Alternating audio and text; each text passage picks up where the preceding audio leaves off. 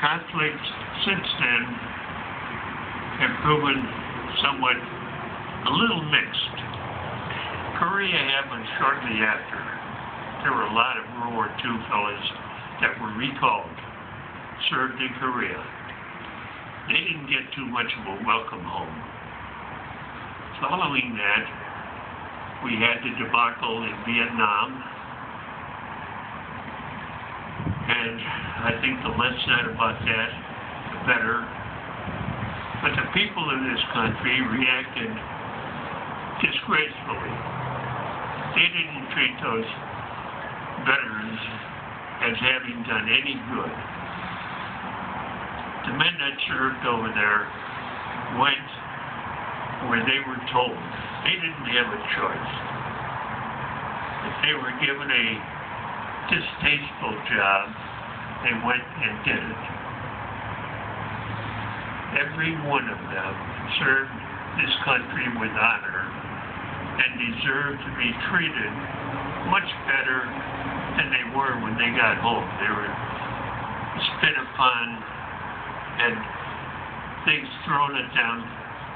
This country has a hard time living that down. And I'm hoping that with the veterans coming back from the Gulf War, that Iraq and Afghanistan, this country has learned its lesson and will treat its veterans accordingly. Beyond that, the fact that I don't wish to take up more than an hour speaking about this, I will pass this on for a special recognition, which will be presented by First Sergeant Winterfeld. Sergeant? Thanks, Everett. Today I'd like to read a citation for one of our hometown heroes here. On 20 June 2008, while on a combat patrol along the main route between COP Outpost Iraq and Forward Operating Base Oregon E, Paktika Province, Afghanistan, as a medic in Charlie Company, 1st 173rd Airborne Infantry, Corporal Lulino came under direct fire contact by anti-Afghan forces, set up in a near ambush less than 100 meters from the road.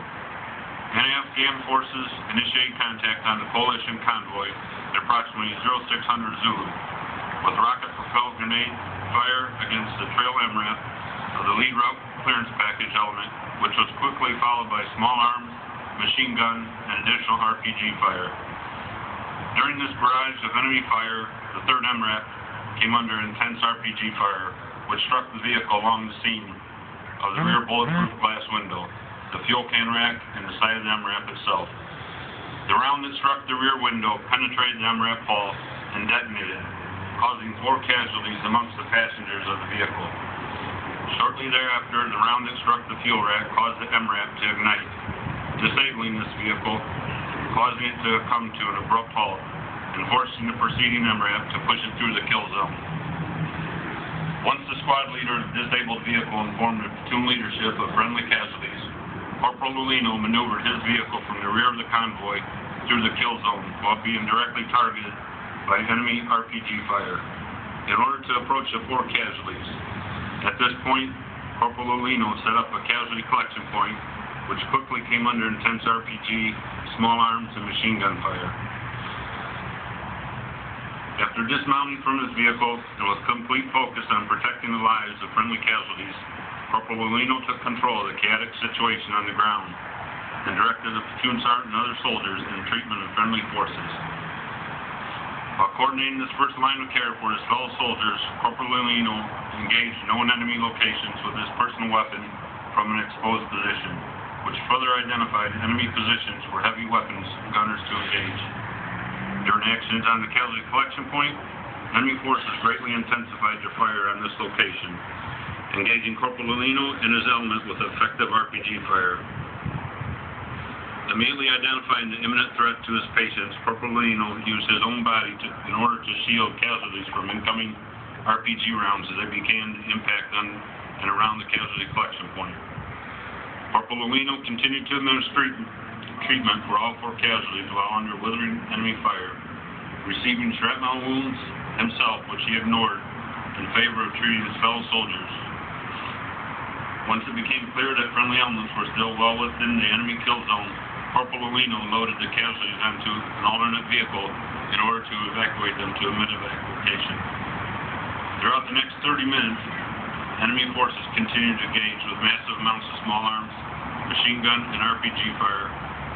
During this time, Corporal Lino showed overwhelming medical skills by continuing to treat casualties in the back of an MRAP while under heavy enemy fire, including administering 2 IVs, applying multiple tourniquets and dressings, continuing to direct other soldiers in emergency medical care.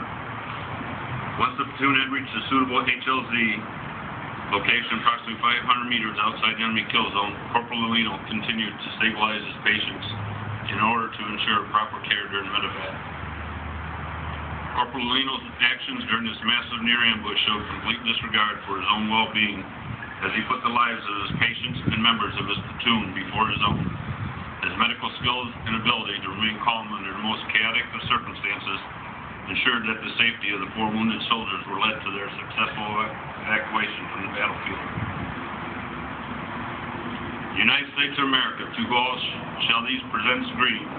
This is to certify that the President of the United States of America, authorized by Congress, has awarded the Distinguished Service Cross to Corporal Joseph L. Lino, United States Army, for extraordinary heroism and actions in Paktika Province, Afghanistan on 20 June. Given under my hand in the city of Washington on this 28th day of January 2010. Signed, Army Chief of Staff, General George W. Casey, Secretary of the Army, Honorable John M. McHugh.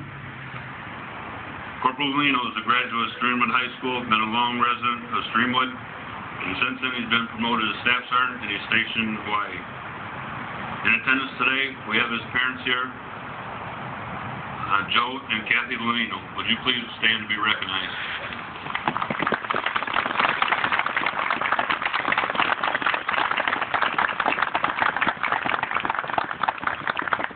Thank you.